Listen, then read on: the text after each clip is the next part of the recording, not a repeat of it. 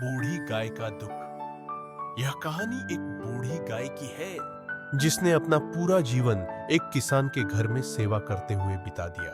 उसने अपने मालिक के खेतों को जोतने में मदद की, दूध देकर परिवार का पालन पोषण किया और अपनी वफादारी से सबका स्नेह प्राप्त किया। लेकिन जैसे जैसे वह बूढ़ी हुई, उसका महत्व कम होता गया और एक दिन ऐसा आया जब उसे घर से निकाल दिया गया।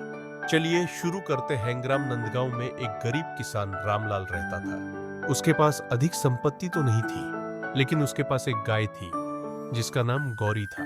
गौरी का रंग सफेद था और उसकी आंखों में अद्भुत करुणा झलकती थी। रामलाल और उसके परिवार के लिए गौरी केवल एक पशु नहीं, बल्कि घर का हिस्सा थी। जब गौरी जवान थी तो वह रोज ढेर सारा दूध देती थी, जिससे रामलाल का घर चलता था।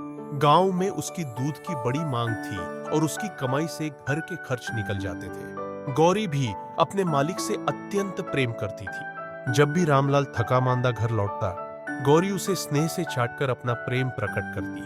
परिवार के बच्चे उसके पास बैठकर खेलते और वह धैर्यपूर्वक उन्हें सहन करती। लेकिन समय किसी के लिए नहीं रुकता। धीरे धीरे गौरी बूढ़ी हो गई, उसका दूध कम होने लगा और एक दिन ऐसा आया जब वह बिल्कुल दूध देना बंद कर दी। गौरी की उपेक्षा।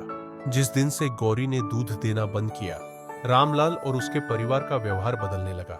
जो पहले उसे सम्मान से रखते थे, अब उसे सूखा भूसा देते और आंगन की जगह बाहर बांधने लगे। रामलाल की पत्नी कहने लगी,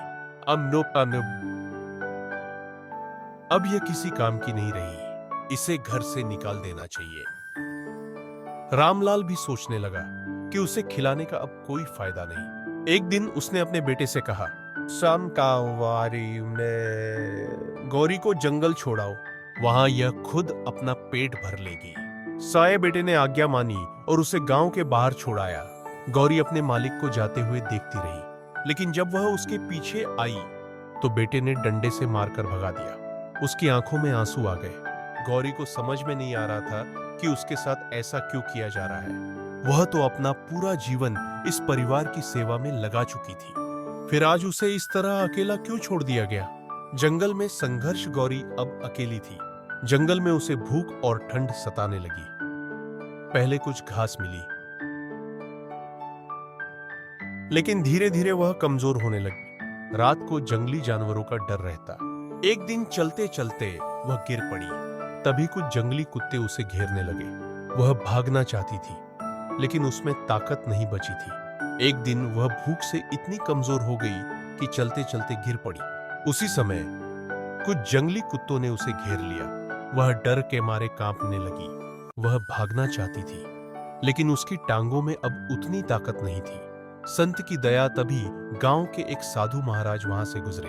उन्होंने देखा कि एक बूढ़ी गाय जमीन पर पड़ी कराह रही है और कुछ कुत्ते उसे घेर रहे हैं। साधु ने कुत्तों को भगाया और गौरी के पास गए। साधु ने उसके सिर पर हाथ फेरा और बोले, बेटा, तुम यहाँ इस हालत में कैसे?